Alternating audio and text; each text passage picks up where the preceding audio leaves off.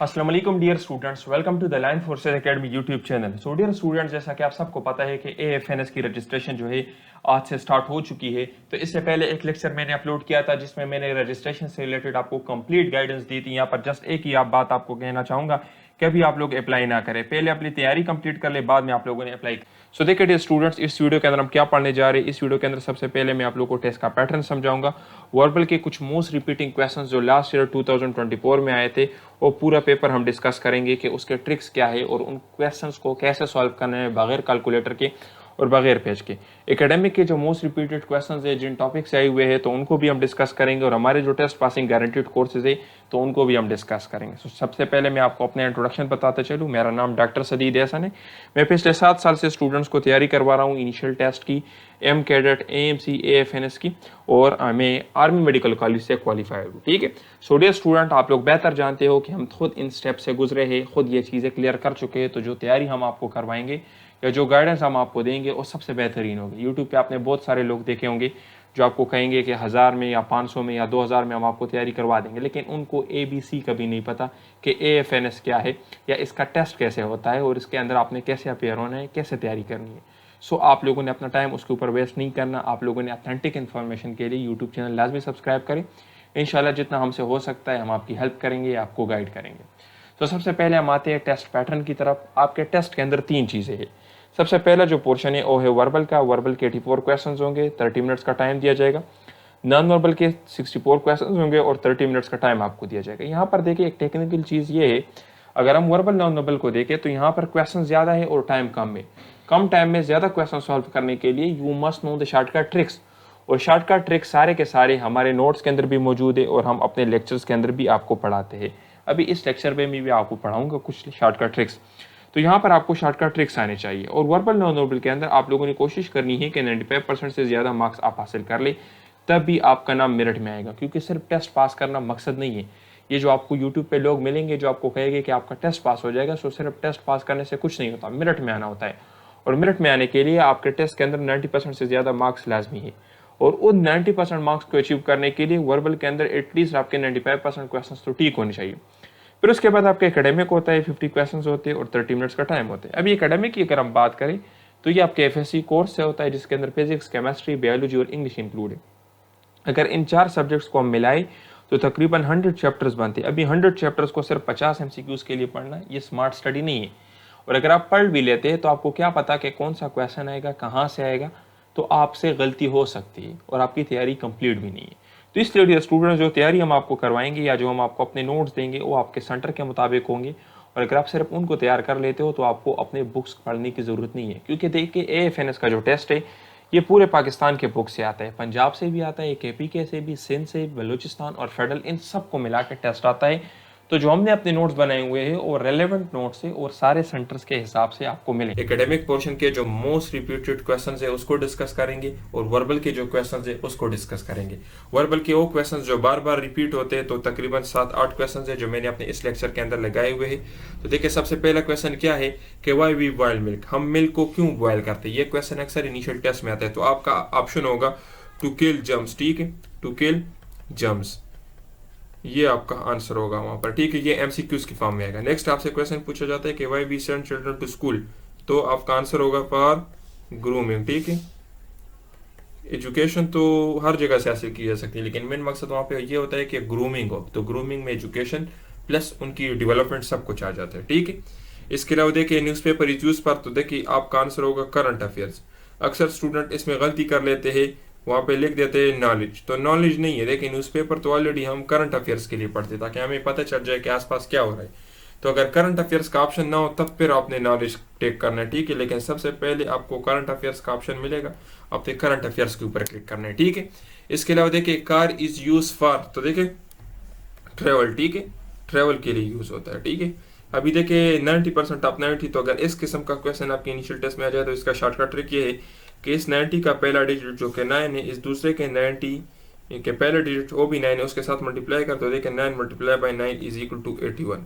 इसी तरीके से अगर आपसे पूछे कि 30% आप 30, तो आपका आंसर क्या होगा 30% आप 30। किस तरीके से मालूम करना है, इसको इसके साथ मल्टीप्लाई करें, 3 multiply by 3 is equal to 9। ठीक है, तो इस तरह से आप लोगों ने मालूम करना है। बाकी नेक्स्ट क्वेश्चन क्या है, 2 + 2/2, तो इस किस्म के क्वेश्चन अगर आपको आ जाए तो आप लोगों ने डमास रूल से सॉल्व करने हैं। डमास रूल क्या है? सबसे पहले आप लोगों ने डिवीजन करनी है, फिर मल्टीप्लिकेशन, फिर एडिशन, फिर सब्ट्रैक्शन। तो इसमें सबसे पहले हम डिवीजन कर लेंगे, तो 2 को अगर हम 2 पे डिवाइड कर ले तो हमारे पास आ जाएगा 1। फिर उसके बाद एक मल्टीप्लिकेशन नहीं है तो हम एडिशन करेंगे, तो 2 + 1 = 3। तो इसका आंसर आपके पास क्या हो जाएगा? 2 + 2/2 = 3। ठीक है, इससे हमारे पास 1 आ जाएगा। 2 + 1 = 3। तो ये आपके वर्बल के मोस्ट कॉमन रिपीटेड क्वेश्चन है। ये हर इनिशियल टेस्ट में आते हैं, लेकिन इसमें स्टूडेंट्स ज़्यादातर क्वेश्चंस को गलत करते हैं, क्योंकि वो यहाँ पर टू किल जम्स की बजाय प्रिजर्वेशन लिख देते हैं कि मिल्क को स्टोर करने के लिए हम उसको बॉयल करते हैं। टू किल जम्स इसका बेस्ट आंसर है, ठीक है, प्रिजर्वेशन नहीं। इसी तरीके से why we send children to school, तो ग्रूमिंग की जगह एजुकेशन लिख देते हैं, ठीक है। तो आपका बेस्ट आंसर क्या है? एजुकेशन। इस तरीके से न्यूज़पेपर इज यूज पर वो करंट अफेयर्स की बजाय नॉलेज के ऊपर टिक कर देते। कार इज यूज पर तो ट्रेवल, ठीक है, 90% आप 90, तो उसका उनको पता नहीं होता। तो ये शॉर्टकट ट्रिक था परसेंटेज रिलेटेड क्वेश्चंस का, कि आप लोगों ने इसके पहले डिजिट को इसके पहले डिजिट के साथ मल्टीप्लाई करना है, तो आपका आंसर हो जाएगा 9,981। इस तरीके से अगर पूछे 30% आप 30, तो देखिए इसको इसके साथ मल्टीप्लाई करें, 3 3 9, 40% आप 44, 4 16। तो इस तरीके से आप लोगों ने मालूम करना है, ठीक। इसी तरीके से देखें ये वाला क्वेश्चन 2 + 2/2, ये हमने डमास रूल से सॉल्व किया। डमास रूल में क्या है? सबसे पहले हमने डिवीजन करना है, फिर उसके बाद मल्टीप्लिकेशन करना है, फिर एडिशन करना है, फिर सब्ट्रैक्शन करना है। सो उम्मीद करता हूँ कि आपको समझ आ गया होगा। अगर कोई भी क्वेश्चन हो तो नीचे मुझे कमेंट बॉक्स में मुझे पूछ ले, अगर यहाँ पे आपको अभी तक किसी भी किस्म के मसला हो, ठीक है। अभी इसके बाद हम बढ़ते हैं, देखिए, मोस्ट रिपीटेड MCQs की तरफ। ये पिछले 5 साल के पास पेपर्स को हमने स्कैन किया हुआ है, ठीक है। हम एकेडमिक को किस तरीके से प्रिपेयर करते हैं? हमारे पास पिछले 5 साल के जो पास पेपर्स हैं उनको हम स्कैन करते हैं। वहां से जो टॉपिक्स इंपॉर्टेंट हो, जिस तरह यहाँ पे देखिए MCQs हर्ट के ऊपर जितने भी MCQs आए हैं पिछले 5 साल में, तो उन सब को हमने एक जगह पे इस वीडियो के अंदर कंपाइल किया है। इसी तरीके से फिर उसके बाद देखिए गैल्वेनोमीटर के ऊपर जितने MCQs आए तो सारे के सारे इस लेक्चर के अंदर हमने दिए, और मैग्नेटिक फ्लक्स के ऊपर। तो पिछले 5 सालों के पास पेपर में जो रिपीटेड टॉपिक्स होते हैं और उन रिपीटेड टॉपिक्स के ऊपर जितने MCQs आए होते हैं, तो उस सब के सब हम इसी तरह से एक वीडियोस के अंदर अपने कंपाइल करके आप लोगों को सेंड करते हैं, ठीक है। आप लोगों को अपने पेड कोर्सेज के अंदर भी देते हैं, अगर ज्वाइन करना है तो ये हमारा कॉन्टैक्ट नंबर है। और इसी तरह से यूट्यूब पे हम आपको डेमो लेक्चर के अंदर जिस तरह प्रोवाइड कर रहे थे, इसी तरह हमारे ऑनलाइन तैयारी के अंदर होगी। तो अभी हर्ट के ऊपर जितने भी MCQs मैं आपको बता रहा हूँ, ये पिछले 5 सालों में बार बार ये क्वेश्चन आए हैं, ठीक है। कभी एक क्वेश्चन पूछा गया तो कभी दूसरा। तो इसलिए जो हम आपको तैयारी करवाएंगे उसमें हम इसी तरह के सेलेक्टेड टॉपिक्स और जो हाई यील्ड टॉपिक्स होते हैं, इंपॉर्टेंट टॉपिक्स, वो कवर करेंगे, और उसके ऊपर एक जगह पे सारे क्वेश्चंस को डिस्कस करेंगे। क्योंकि ऐसा नहीं कि अभी लास्ट ईयर का क्वेश्चन हम पहले पढ़ ले, फिर नेक्स्ट ईयर का पढ़ ले, फिर नेक्स्ट ईयर का पढ़ ले। अगर एक टॉपिक के साथ आप सारे MCQs कवर कर लेते हो तो आपके लिए आसानी हो जाती है, जिस तरह भी हम यहाँ पे डिस्कस करेंगे। देखिए सबसे पहले क्या है? Contractile layer of the heart. Heart की वो कौन सी लेयर है जिसके अंदर कंट्रैक्शन होती है? तो याद रखिए कंट्रैक्शन हमेशा मसल्स के अंदर होती है, ठीक है। मसल्स के अंदर कंट्रैक्शन होती है ना, मसल्स की फंक्शन भी यही है कंट्रैक्शन। तो अभी देखिए हर्ट के अंदर आपके पास कौन से मसल्स होते हैं? कार्डिक मसल्स होते हैं। तो कार्डिक मसल्स हर्ट के कौन से लेयर में होते हैं? मायोकार्डियम में, ठीक है। तो ये आपका ऑप्शन हो गया। अभी इस क्वेश्चन को अगर मॉडिफाई करके आपसे पूछा जाए कि cardiac muscles are present in which layer of heart, तो आपका आंसर होगा मायोकार्डियम, ठीक है। इसी तरीके से अगर और क्वेश्चन आपसे पूछे कि the strongest layer of the heart, तो strongest layer of the heart कौन सा है? मायोकार्डियम, ठीक है। याद रखिए इसके ऊपर अक्सर एक दूसरा क्वेश्चन भी पूछा जाता है कि the strongest chamber of the heart. तो strongest chamber of the heart वो अलग चीज है, strongest layer of the heart कौन सी है? वो मायोकार्डियम है। चैम्बर में आपसे ये पूछा जाता है कि right atrium, left atrium, right ventricle, left ventricle, उसमें से स्ट्रॉन्गेस्ट या थिकेस्ट चैम्बर कौन सा है? और अगर लेयर का पूछे तो लेयर आपके पास मायोकार्डियम है। तो ये दो क्वेश्चन बार बार पूछे जा चुके हैं इनिशियल टेस्ट में, और अक्सर स्टूडेंट्स इसमें गलती कर लेते हैं और इसके अंदर एक ही ऑप्शन टिक कर लेते हैं, ठीक है। तो देखिए the contractile layer of the heart, contractile में मतलब यह है कि हर्ट की वो लेयर जिसके अंदर मसल्स है, जिसकी कंट्रैक्शन हो। तो हर्ट के अंदर कौन से मसल्स है? कार्डिक मसल्स है। तो अभी हम कार्डिक मसल्स के फीचर्स को भी डिस्कस करते हैं। तो देखिए आपको पता है कार्डिक मसल्स जो है, तो इसका जो फंक्शनल यूनिट है वो सार्कोमियर है। ये यूनिट से बना होता है, उस यूनिट का नाम क्या है? सार्कोमियर। तो द फंक्शनल यूनिट हम क्यों कहते हैं? क्योंकि सार्कोमियर जो है यही ओरिजिनल में वो कंट्रैक्शन करते हैं, ठीक है। तो फंक्शनल यूनिट इसका यही है, जिस तरह हम कहते हैं ना कि cell is the basic structure and functional unit. तो इस तरीके से ये फंक्शनल यूनिट है हर्ट का, सार्कोमियर, ठीक है। इसी तरीके से देखिए हमारे पास जो कार्डिक मसल्स है ये मोनोन्यूक्लिएटेड है, ठीक है, मोनोन्यूक्लिएटेड स्ट्राइएटेड है। मोनोन्यूक्लिएटेड और स्ट्राइएटेड का मतलब क्या है, इस तरह की स्ट्राइएशन होगी उसके ऊपर, ठीक है, और हर स्ट्राइएशन के अंदर आपको एक न्यूक्लियस मिलेगा मोनोन्यूक्लिएटेड। जिस तरह स्केलेटल मसल्स जो है वो मल्टी न्यूक्लिएटेड है, स्ट्राइएटेड भी है और मल्टी न्यूक्लिएटेड है। तो ये क्वेश्चन भी अक्सर पूछा जाता है कि multi nucleated and striated muscles कौन से हैं? तो मल्टी न्यूक्लिएटेड प्लस स्ट्राइएटेड ये आपके पास स्केलेटल मसल है। लेकिन मोनोन्यूक्लिएटेड प्लस स्ट्राइएशन, ये क्रॉस स्ट्राइएशन आपको नजर आ रही है ना, देखिए ये क्रॉस स्ट्राइएशन आपको नजर आ रही है ना, ये एक सेल है जो आपको नजर आ रहा है और ये इसके अंदर न्यूक्लियस हो गया और ये इसके अंदर देखिए क्रॉस स्ट्राइएशन है, ठीक है। तो आपका आंसर क्या हो जाएगा कि मोनोन्यूक्लिएटेड, ठीक है, और इसके अलावा स्ट्राइएटेड ये आपके पास कार्डिक मसल्स है। मल्टी न्यूक्लिएटेड प्लस स्ट्राइएटेड ये आपके पास स्केलेटल मसल्स है। और ये डायग्राम भी आप लोग याद रखें क्योंकि ये अक्सर ये आपके इनिशियल टेस्ट में आपको इस तरह का तस्वीर भी दिया जाता है और आपसे पूछा जाता है कि identify the type of muscle. इससे पहले एक लेक्चर में इसके ऊपर बना चुका हूँ, यूट्यूब चैनल पे अवेलेबल है कि आप लोगों ने तस्वीर से मसल्स को किस तरीके से आइडेंटिफाई करना है, ठीक है। तो आपको तस्वीर दिया जाता है और आपसे पूछा जाता है कि इसमें लेट सपोज स्मूथ मसल्स कौन से, कार्डिक मसल्स कौन से, तो भी आप लोगों ने करने हैं। स्मूथ मसल्स में स्ट्राइएशन नहीं होती, कार्डिक मसल्स में आपके पास स्ट्राइएशन होगी, ये स्ट्राइएशन, लेकिन न्यूक्लियस एक होगा। इसके अलावा स्केलेटल मसल में स्ट्राइएशन होगी लेकिन न्यूक्लियस ज्यादा होंगे, ठीक है। बाकी कार्डिक मसल्स को मायोजेनिक मसल्स भी कहते हैं। मायोजेनिक मसल्स का मतलब क्या है? मायोजेनिक मसल्स का मतलब ये है कि ये अपना एक्शन पोटेंशियल खुद जनरेट करते हैं। आपको पता है कि एसए नोड के अंदर आपके पास एक्शन पोटेंशियल जनरेट होता है, फिर एवी नोड के अंदर जाता है, फिर एवी नोड से फरकंजी फाइबर्स के थ्रू जाता है और इसी तरह पूरे हार्ट कंट्रैक्ट करता है। इसको बाहर से करंट की जरूरत नहीं है बल्कि खुद अपने अंदर करंट को प्रोड्यूस करता है, तो इसलिए इसको मायोजेनिक भी कहते हैं, ठीक है। कार्डिक मसल्स और मायोजेनिक मसल्स क्यों? क्योंकि ये अपना एक्शन पोटेंशियल खुद जनरेट करते हैं। तो अगर आपसे पूछे कि आइडेंटिफाई द मायोजेनिक मसल, इस तरह का डायग्राम आपको दिया हो और आपसे पूछे कि मायोजेनिक मसल्स कौन से, तो मायोजेनिक मसल्स का मतलब भी यही है कि कार्डिक मसल्स, ठीक है। और क्यों myogenic muscles? Because they can produce their own action potential, they do not need the input, ठीक है। तो ये खुद अपने एक्शन पोटेंशियल जनरेट करते हैं। बाकी एसए नोड के अंदर आपके पास जनरेट होता है, एवी नोड में जाता है, एवी नोड से फरकंजी फाइबर्स के अंदर जाता है। तो इसलिए एसए नोड को हम pacemaker of the heart भी कहते हैं क्योंकि ये हार्ट की जो इलेक्ट्रिक एक्टिविटी है उसको डिटरमाइन करता है, ठीक है। तो pacemaker of the heart कौन सा है? SA node. अगर एसए नोड काम करना छोड़ दे तो फिर एवी नोड होगा, अगर एवी नोड भी काम करना छोड़ दे तो फिर फरकंजी फाइबर्स होगा, ठीक है। तो pacemaker of the heart कौन सा होता है? जिसकी एक्शन पोटेंशियल कैपेसिटी सबसे ज्यादा हो। तो यहाँ पर एसए नोड की सबसे ज्यादा होती है, ठीक है। और याद रखिए अक्सर एक दूसरा क्वेश्चन भी पूछा जाता है कि एवी नोड कहाँ पे है। ये क्वेश्चन आप लोगों के ऊपर मैं छोड़ता हूँ, आप लोग मुझे नीचे कमेंट्स में बताएं कि एवी नोड का लोकेशन कहाँ पे है, ठीक है। तो अक्सर स्टूडेंट्स इसमें कंफ्यूज हो जाते हैं, वो कहते हैं कि एसए नोड आर्टरिया के अंदर है, आर्ट्रियम के अंदर, और एवी नोड वेंट्रिकल के अंदर है। तो याद रखिए ये दोनों आपके पास आर्ट्रियम के अंदर है, ठीक है, राइट आर्ट्रियम के अंदर है। तो ये चीज़ें आपके लेफ्ट आर्ट्रियम के अंदर है, ठीक है। तो ये चीज़ें आपके लिए बहुत कंसेप्चुअल होने वाली है, इसके ऊपर आप लोग ध्यान से देखें, ठीक है। लेफ्ट आर्ट्रियम के अंदर आपके पास देखिए स्टार्ट में आपके पास एसए नोड होता है, बाकी जाएंगे। सो डियर स्टूडेंट्स, अगर आप हमारे टेस्ट पासिंग गारंटीड नोट्स को बाय करना चाहते हैं तो इसके अंदर आपको क्या मिलेगा? इसके अंदर आपको वर्बल मिलेंगे और non verbal. Verbal non verbal के टोटल 250 क्वेश्चंस है और इनके शॉर्टकट ट्रिक्स भी हमने साथ लिखे हैं। अगर आप इन क्वेश्चंस को प्रिपेयर कर लेते हो तो आपके टेस्ट का कोई एक भी क्वेश्चन ऐसा नहीं होगा जो बाहर से आ जाए, सारे के सारे यही आएंगे। उसके बाद हम आपको एकेडमिक देंगे और एकेडमिक के सेलेक्टेड क्वेश्चंस होंगे। सेलेक्टेड क्वेश्चंस का मतलब ये है कि एक तो ये आपके सेंटर के मुताबिक होगा और ना आपको अपना बुक पढ़ने की ज़रूरत है, ना किसी और प्रोविंस के बुक पढ़ने की ज़रूरत है। क्योंकि अक्सर स्टूडेंट्स कहते हैं कि सर फेडरल को पढ़ना है या नहीं, पंजाब टेक्स्ट बुक को पढ़ना है या नहीं, या केपीके के बुक्स को पढ़ना है या नहीं। क्योंकि जो एएफएनएस का टेस्ट है तो ये तो पूरे पाकिस्तान के लिए वो लोग बनाते हैं, तो इसमें सारे बुक्स से चीज़ें आती है। तो जो नोट्स हमने बनाए हैं वो भी सारे सेंटर्स के हिसाब से है। इसी तरीके से टीचर सपोर्ट भी आपको मिलेगा। अगर किसी चीज़ की समझ नहीं आती तो आप टीचर से पूछ सकते हो, आपको गाइड करेगा। और आपके टेस्ट से एक दिन पहले आपके टेस्ट डेट और टेस्ट टाइम के मुताबिक हम आपको 200 सेलेक्टेड क्वेश्चंस भी देंगे।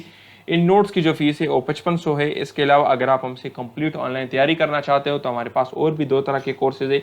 एक हमारा क्रैश कोर्स है जिसकी 8000 फीस है और एक हमारी कंप्लीट ऑनलाइन प्रिपरेशन है जिसकी 14000 फीस है। क्रैश कोर्स के अंदर हम क्या देंगे? यही नोट्स आपको देंगे और वर्बल नॉन वर्बल के लेक्चर्स भी प्रोवाइड करेंगे। कंप्लीट कोर्स के अंदर हम आपको नोट्स भी देंगे, वर्बल के लेक्चर्स भी होंगे, नॉन वर्बल के लेक्चर्स भी होंगे और एकेडमिक के लेक्चर्स भी होंगे। तो ये हमारा डिफरेंस है, ये 3 तरह के कोर्सेज है। अगर आप इनमें से कोई भी कोर्स बाय करना चाहते हो तो ये हमारा कॉन्टैक्ट नंबर, इस पर रब्ता करके आप बाय कर सकते हो। हमारा कोई भी कोर्स बाय करने से पहले हमारे डेमो लेक्चर्स देख लिए, डेमो नोट्स देख लिए। अगर आपको पसंद आ जाए और आप मुतमईन हो तब उसके बाद बाय कर ले, ब्लाइंडली बाय करने की जरूरत नहीं है। ये 4 तरह के नोट्स हम आपको देंगे और इंशाल्लाह इससे आपका टेस्ट क्लियर होगा। ये पिछले कोर्स का हमारा रिजल्ट है, जो स्टूडेंट्स हमारे टेस्ट क्लियर कर चुके हैं, ये उनके रिव्यूज़ है, वो हमारे बारे में क्या कह रहे हैं। तो अगर आपने भी टेस्ट देना है पाकिस्तान के किसी भी सेंटर से, तो हम आपको तैयारी करवा देंगे और आपके टेस्ट का कोई एक भी क्वेश्चन ऐसा नहीं होगा जो बाहर से आ जाए। इंशाल्लाह जो चीज़ें हम आपको पढ़ाएंगे और जो हम आपको नोट्स देंगे, सारा के सारा टेस्ट उसी से आएगा। क्योंकि हमारे नोट्स के अंदर सबसे जो मेन चीज़ है वो ये है कि वो आपको आपके सेंटर के हिसाब से देते हैं और उसके अंदर सेलेक्टेड चीज़ें हैं। हमने एक प्रॉपर सिलेबस बनाया हुआ है, तो अगर आप उसको कवर कर लेते हो तो कोई भी क्वेश्चन बाहर से नहीं आएगा। ये आप चेक कर सकते हो, ये हमारे स्टूडेंट्स के रिजल्ट से। तो अगर आप भी चाहते हो कि आपके इनिशियल टेस्ट क्लियर हो अच्छे मार्क्स के साथ और आपका नाम मेरिट में आए, तो आप हमें ज्वाइन कर सकते हो। और अभी सबसे बेस्ट टाइम है इस तैयारी का। क्यों? क्योंकि अभी से अगर आप तैयारी स्टार्ट करोगे तो आपकी तैयारी कंप्लीट हो जाएगी। और मेरिट लिस्ट में आने के लिए सिर्फ टेस्ट पास करना ज़रूरी नहीं है, बल्कि टेस्ट के अंदर 90% से ज़्यादा मार्क्स लेने हैं। और 90% से ज़्यादा मार्क्स लेने के लिए आपको टेस्ट में टाइम देना है, और टाइम अभी है। अभी से अगर आप तैयारी कर लेते हो तो आपकी बेहतरीन हो जाएगी। और अगर आप लास्ट में फिर तैयारी करते हो तो आपके पास 10 से 15 दिन होंगे, तो उसमें तो ना वर्बल हो सकता है, ना नॉन वर्बल और ना एकेडमिक। और अगर हो भी जाए तो जस्ट टेस्ट पास करने के लिए हो जाएगी। और इसके अलावा प्रैक्टिस भी आप लोगों ने करनी है, ताकि आप लोगों को आइडिया हो जाए कि ओरिजिनल कंप्यूटर पे हमने टेस्ट किस तरीके से अटेम्प्ट करना है। तो सारी चीज़ें भी आपकी अभी से कवर हो जाएगी। पास्ट पेपर्स के ऊपर भी हम डिस्कशन करेंगे, ताकि आपको आइडिया हो कि पिछले साल क्वेश्चंस किस तरीके से आए, क्योंकि पास्ट पेपर से हमें डिफिकल्टी लेवल का अंदाजा हो जाता है और इसी के हिसाब से हम अपनी तैयारी। यहाँ पर आर्टरी वेंट्रिकुलर जंक्शन है ना, वहाँ पे आपके पास एवी नोड होता है, तो ये दोनों आपके पास लेफ्ट आर्टरियम के अंदर होते हैं, ठीक है, वेंट्रिकल के अंदर नहीं होते। तो अक्सर ये एवी नोड में स्टूडेंट्स कंफ्यूज हो जाते हैं कि ये तो आपके पास वेंट्रिकल के अंदर है। तो ये आपका हो गया सबसे पहला क्वेश्चन, ठीक है। Contractile layer of the heart कौन सा है? Myocardium. Strongest layer of the heart कौन सा है? Strongest layer of the heart भी मायोकार्डियम है। थिकेस्ट लेयर कौन सा है? अगर थिकेस्ट लेयर का पूछे तो देखिए, थिकेस्ट लेयर और स्ट्रॉन्गेस्ट लेयर्स में आपने कंफ्यूज नहीं हुआ। थिकेस्ट लेयर आपके पास कौन सा है? लेफ्ट फ्रंटिकल। ये आगे मैं आपको एक्सप्लेन करता हूँ। तो ये आपका हो गया ये कार्डिक मसल्स। ये कार्डिक मसल्स हमारे पास देखिए मोनोन्यूक्लिएटेड होते हैं और स्ट्राइएटेड होते हैं। स्केलेटल मसल्स हमारे पास मल्टीन्यूक्लिएटेड और स्ट्राइएटेड होते हैं। स्मूथ मसल्स हमारे पास उसमें स्ट्राइएशन नहीं होते, ठीक है। तो ये सारे पॉइंट्स अपने साथ लिखते जाए, यही आपके एमसीक्यूज है जो टेस्ट में आएंगे, ठीक है। कार्डिक मसल्स को मायोजेनिक मसल्स भी कहते हैं, क्योंकि अपना एक्शन पोटेंशियल खुद जनरेट कर सकते हैं। ऐसे नोड में एक्शन पोटेंशियल जनरेट होता है, एवी नोड में जाता है, एवी नोड से फर्कंजी फाइबर में जाता है। ऐसे नोड को पेसमेकर ऑफ द हार्ट भी कहते हैं। इसके अलावा ऐसे नोड और एवी नोड दोनों लेफ्ट एट्रियम में होते हैं, ठीक है। तो ये आपके हो गए इस एक पेज के ऊपर एमसीक्यूज। और ये सारे एमसीक्यूज जो जहां पे मैं आपको बता रहा हूँ ना, ये पिछले 5 साल में बार बार रिपीट हो चुके हैं, सारे वही पॉइंट्स हैं। अभी देखिए नेक्स्ट क्या है, देखिए ये मैंने यहाँ पे आपको हार्ट शो किया है। हार्ट के ऊपर आपको एक लेयर नजर आ रहा है, देखिए एक थैली की तरह, शापर की तरह आपको नजर आ रहा है। इसको कहते हैं पेरिकार्डियम। ये एक शापर की तरह स्ट्रक्चर होता है जिसके अंदर हार्ट पड़ा होता है, ठीक है। तो अभी इसके अंदर और हम देखते हैं, अभी इसकी यहाँ से मैंने क्रॉस सेक्शन लिए ना, यहाँ से मैंने हार्ट को कट करके आपको दिखाया था, ठीक है। तो देखिए सबसे पहली चीज, ये जो बाहर आपको पाउच नजर आ रहा है ना, तो ये पेरिकार्डियम है, ठीक है। ये जो व्हाइट नजर आ रहा है आपको, ये चीज है। पेरिकार्डियम के दरमियान एक फ्लूइड होता है जिसको कहते हैं पेरिकार्डियल फ्लूइड। जिस तरह हम गाड़ी में मोबाइल डालते हैं ना, मोबलेन वगैरह डालते हैं, मोबाइल डालते हैं, तो इसका काम यही है लुब्रिकेशन, कि ये हार्ट की मूवमेंट को स्टेबल करे, स्टेबलाइज करे, ठीक है। पेरिकार्डियम का मतलब मकसद क्या है, इसके अंदर हार्ट पड़ा हुआ है, हार्ट मूवमेंट करता है, लेकिन ये अपनी जगह फिक्स है। तो ये हार्ट को एक जगह पे फिक्स रखा होता है इसने, और इसके अंदर फ्लूइड होता है, तो हार्ट की स्मूथ मूवमेंट होती है, ठीक है। तो देखिए सबसे बाहर क्या है, pericardium. Pericardium is the protective layer, ठीक है। तो याद रखिए ये क्या है, protective layer. The outer protective layer of the heart is pericardium. फिर देखिए आपके पास हार्ट के 3 लेयर्स आ जाते हैं, ठीक है। तो सबसे जो आपके पास बाहर वाला लेयर होता है, ठीक है, वो क्या कौन सा है, तो सबसे बाहर वाला लेयर आपके पास आ जाता है पेरिकार्डियम, ठीक है। पेरिकार्डियम के बाद पेरिकार्डियल कैविटी आ जाती है, ठीक है। पेरिकार्डियल कैविटी के बाद ये देखिए, ये तो बाहर की चीज है ना। अभी हार्ट के जो ओरिजिनल स्ट्रक्चर है वो ये थी ने, सबसे पहले एपिकार्डियम है, ठीक है। फिर उसके बाद मायोकार्डियम है। मायोकार्डियम के ऊपर आपके पास कार्डिक मसल्स होते हैं, और ये सबसे देखिए थिकेस्ट लेयर, देखिए थिकनेस किसकी ज्यादा है, इसकी है ना, तो इसलिए ये सबसे स्ट्रॉन्गेस्ट लेयर भी है और ये सबसे थिकेस्ट वर है, ठीक है। तो स्ट्रॉन्गेस्ट लेयर कौन सा है आपके पास, मायोकार्डियम, ठीक है, और थिकनेस भी इसकी ज्यादा है। बाकी चैम्बर की अगर बात करें तो सबसे स्ट्रॉन्गेस्ट चैम्बर कौन सा है, लेफ्ट वेंट्रिकल, ठीक है। इसी तरीके से थिकेस्ट वाल कौन सा है, थिकेस्ट वाल, देखिए यहाँ पे थिकनेस इसकी सबसे ज्यादा है।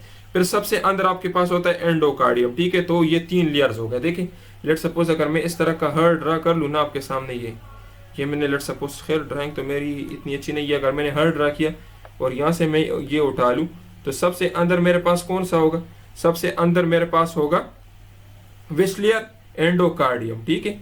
एंडोकार्डियम के बाद कौन सा होगा, मायोकार्डियम। मायोकार्डियम के बाद क्या होगा, एपिकार्डियम, फिर यहाँ पे पेरिकार्डियल फ्लूइड होगा, फिर पेरिकार्डियल फ्लूइड के बाद आपके पास पेरिकार्डियम होगा, ठीक है।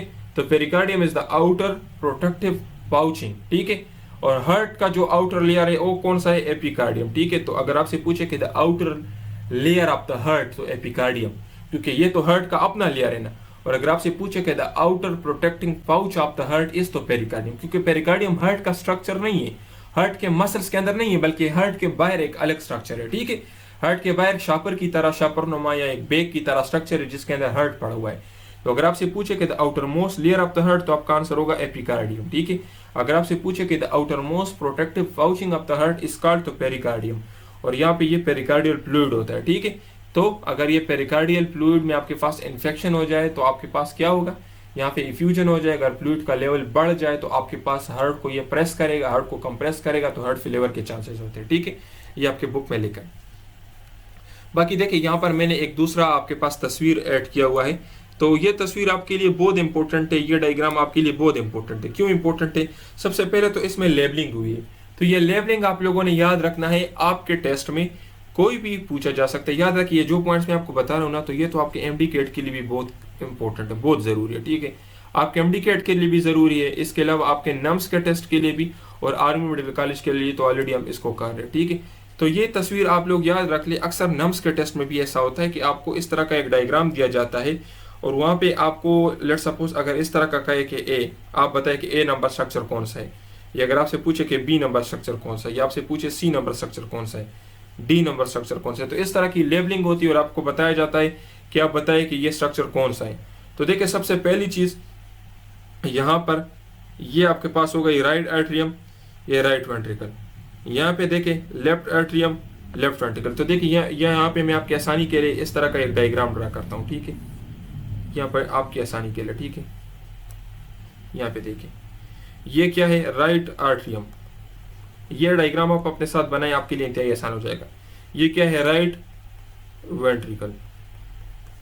ये क्या है, लेफ्ट एट्रियम। ये क्या है, लेफ्ट वेंट्रिकल। तो अभी देखिए इसके बीच में यहाँ पे एक वाल है, एक यहाँ पे वाल है, ठीक है। अभी राइट वेंट्रिकल से ब्लड जाएगा कहाँ पे, ये आप लोगों से अक्सर एमसीक्यू पूछता है कि राइट वेंट्रिकल से ब्लड कहाँ पे जाएगा, ठीक है। तो ये, और लेफ्ट वेंट्रिकल से ब्लड कहाँ पे जाएगा, ये। तो ये दो स्ट्रक्चर मैंने बना लिया, ठीक है। तो राइट वेंट्रिकल से आप देखें ये यहाँ पे आपके पास आ रहा है, ठीक है, क्या है, पल्मोनरी आर्टरी में, ठीक है। राइट वेंट्रिकल से कहाँ पे आएगा, पल्मोनरी आर्टरी में, ठीक है। यहां से आएगा, लेफ्ट वेंट्रिकल से आएगा एओर्टा में, ठीक है। एओर्टा से फिर आपके पास कहां पे जाएगा, आगे के जो स्ट्रक्चर्स है वहां पे जाएगा, ठीक है। तो देखिए राइट एट्रियम से ब्लड आएगा राइट वेंट्रिकल में, राइट वेंट्रिकल से जाएगा पल्मोनरी आर्टरी में, पल्मोनरी आर्टरी से जाएगा लंग्स में, ठीक है। लंग से दोबारा फिर यहाँ पे आएगा, ठीक है, ये हो गया। तो देखिए लंग से ब्लड आएगा कहाँ पे, लेफ्ट एट्रियम में। लेफ्ट एट्रियम में ब्लड आ गया तो फिर यहाँ से आएगा नीचे लेफ्ट वेंट्रिकल में, लेफ्ट वेंट्रिकल से जाएगा एओर्टा में, एओर्टा से जाएगा पूरी बॉडी में, ठीक है। तो ये मैंने एक सिंपल सा डायग्राम आपके लिए बना लिया। अभी इसकी मदद से हम इंतहाई आसानी से सॉल्व करेंगे। तो देखें एक वाल यहाँ पे है, एक वाल यहाँ पे है, एक वाल यहाँ पे हो गया, एक वाल यहाँ पे हो गया, ठीक है। तो अभी इनके वाल्स के हम नाम याद करेंगे, ठीक है, क्योंकि ये वाल्स आपके लिए इंपॉर्टेंट है। देखिए स्टूडेंट्स अभी यहाँ पे मैं आपको वाल्स बताता हूँ। ये 4 वाल्स है, 1 2 3 4, एक एक मैं आपको बताता हूँ।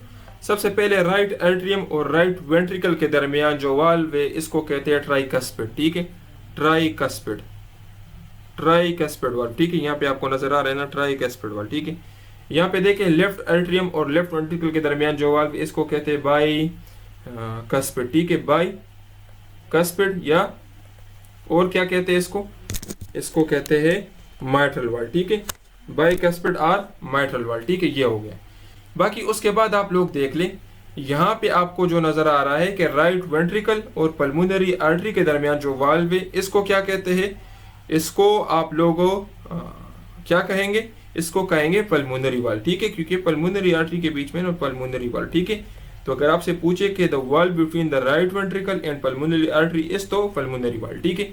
इस तरीके से अगर आपसे पूछे कि लेफ्ट वेंट्रिकल और एओर्टा के दरमियान में जो वाल्व है उसको क्या कहता है, तो ये आपके पास क्या है, एओर्टिक वाल्व, ठीक है, एओर्टा और लेफ्ट वेंट्रिकल के दरमियान में एओर्टिक वाल, राइट वेंट्रिकल और पल्मोनरी आर्टरी के दरमियान में पल्मोनरी वाल। ठीक है, तो ये सारे आपके वाल्व्स हो गए। ठीक है, अभी राइट एट्रियम में ब्लड कहाँ से आता है देखे तो ये सुपीरियर वेना केवा और इंफीरियर वेना केवा में राइट वेंट्रिकल राइट आर्टरियम के अंदर ब्लड आता है सुपीरियर वेना केवा से। ठीक है, और इंफीरियर वेना केवा से।